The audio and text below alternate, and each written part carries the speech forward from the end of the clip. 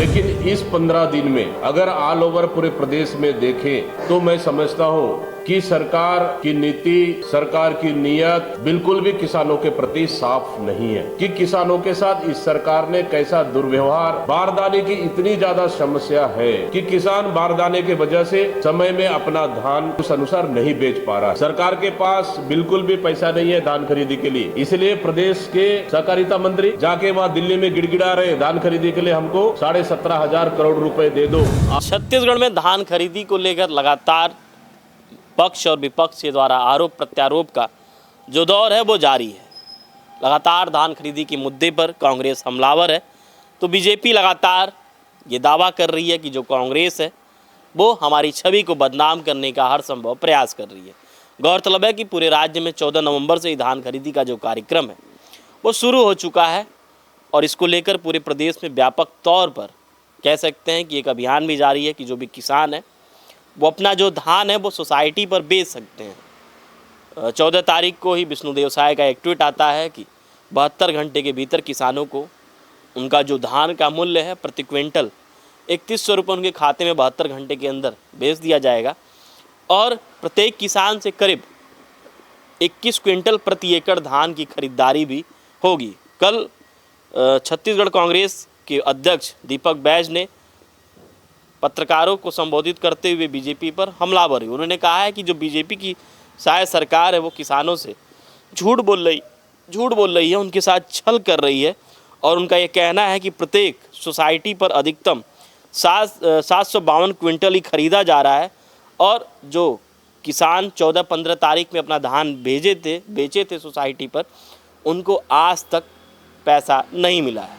मतलब जो 72 घंटे का दावा है वो भी कोरा है, वो भी झूठा है, किसानों के साथ छलावा है।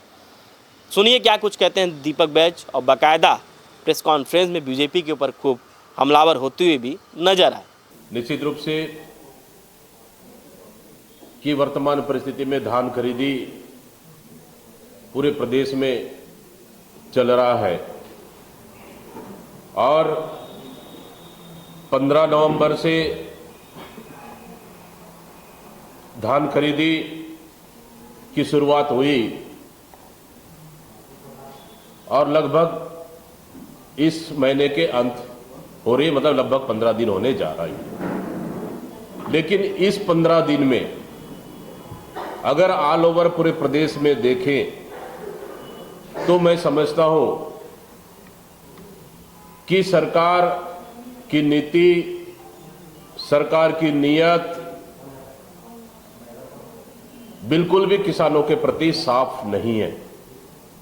इसलिए क्योंकि पिछले 15 साल की सरकार में हम लोगों ने देखा है कि किसानों के साथ इस सरकार ने कैसा दुर्व्यवहार और किसानों के साथ झूठे वादे कर हमेशा किसानों को छलता रहा है। लेकिन इस समय सत्ता पाने के लिए फिर किसानों से झूठे वादे इस सरकार ने की और 21 क्विंटल धान खरीदने का 3100 रुपये समर्थन मूल्य देने का इस सरकार ने वादा किया और सत्ता में काबिज हुई। लेकिन सरकार बनने के बाद जैसे ही सरकार बनी वैसे ही पिछले जो हमारी सरकार की बचत राशि जो किसानों के लिए चौथा किस्त के रूप में देने का था, उस पैसा को भी इस सरकार ने किसानों को नहीं दिया और किसानों के लिए सबसे बड़ा नुकसान पहुंचाने का काम किया। और सरकार बनने के बाद एक साल किसानों को 31 रुपये 21 कुंटल में धान खरीदी की, लेकिन जैसे ही दूसरे साल धान खरीदी की शुरुआत हुई, आप पूरे ऑल ओवर छत्तीसगढ़ में देखें तो मैं समझता हूं कि 70% से ज्यादा सोसाइटियों में, धान खरीदी केंद्रों में कहीं तो 9 कुंटल, कहीं तो 11 कुंटल, कहीं तो 12 कुंटल, कहीं तो 14 कुंटल की धान खरीदी हो रही है। मतलब 21 कुंटल धान खरीदी नहीं हो रही है और जो धान खरीदी केंद्र, उन समितियों को एक एवरेज मानकर सरकार ने तय किया कि किस समिति में कितना धान खरीदा जाएगा। उसी का नतीजा है कि किसानों का धान 21 कुंटल सरकार नहीं ले रही है, 21 कुंटल से कम ले रही है। बहुत कम जगह में किसानों का 21 कुंटल धान खरीदी सरकार कर रही है। और दूसरी चीज कि सरकार ने बड़े बड़े वादे किए कि हम किसानों का धान का पैसा एक मुश्त देंगे, 3100 एक मुश्त देंगे, किसानों का धान का पैसा नगद देंगे, पंचायत भवन में काउंटर खोलेंगे। मैं पूछना चाहता हूं इस सरकार से, ये दूसरी साल है, क्या किसानों के धान का पैसा देने के लिए पंचायत भवन में काउंटर खुला क्या? जो आपके वादे के मुताबिक क्या आप धान अभी खरीदी कर रहे? बहुत से किसानों के पास 15 दिन हो गए, खाते में पैसा नहीं गया। कुछ किसानों के पास पैसा गया है तो 2300 रुपए कुछ पैसे के मान से प्रति कुंटल उनके खाते में पैसा गया है। हालांकि मतलब सीधा सीधा मतलब है कि 3100 रुपए प्लस जो केंद्र सरकार ने 117 रुपए समर्थन मूल्य बढ़ाया है, मतलब 3217 रुपए सीधा सीधा किसानों के खाते में जाना था, उसको आपने अभी तक किसानों के खाते में नहीं गया है। 2300 कुछ रुपए किसानों के खाते में पैसा गया है। आखिर क्यों?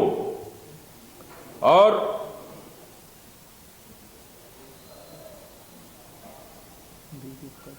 साथ ही आपकी अनावारी रिपोर्ट की वजह से किसानों को सीधा सीधा नुकसान हो रहा है। आप बीज उत्पादक किसानों से आप धान नहीं खरीद रहे हैं, मतलब सीधा सीधा बीज उत्पादक किसानों को नुकसान इस सरकार ने किया है। और टोकन नहीं दे पा रही है किसानों को। अगर टोकन दे भी दी तो समय पे धान नहीं बेच पा रहे हो किसान, टोकन निरस्त हो जा रहा है, फिर दोबारा टोकन नहीं दे पा रही है। बारदाने की इतनी ज्यादा समस्या है पूरे प्रदेश में कि किसान बारदाने के वजह से समय में अपना धान जो टोकन करता है उस अनुसार नहीं बेच पा रहा है। और अब तो सोसाइटियों में चस्पा कर दिया गया है कि किसान बारदाना खरीद ले, 50% राशि बारदाना में सरकार देगी। हालांकि इसका मतलब सीधा सीधा जो मार्केट रेट से किसानों को 50% राशि का सीधा सीधा नुकसान हो रहा है। और किसी भी सोसाइटी में बारदाना उपलब्ध नहीं है।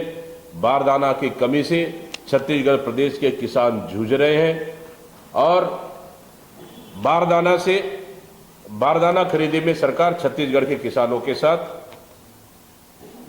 लूटने का काम कर रही है।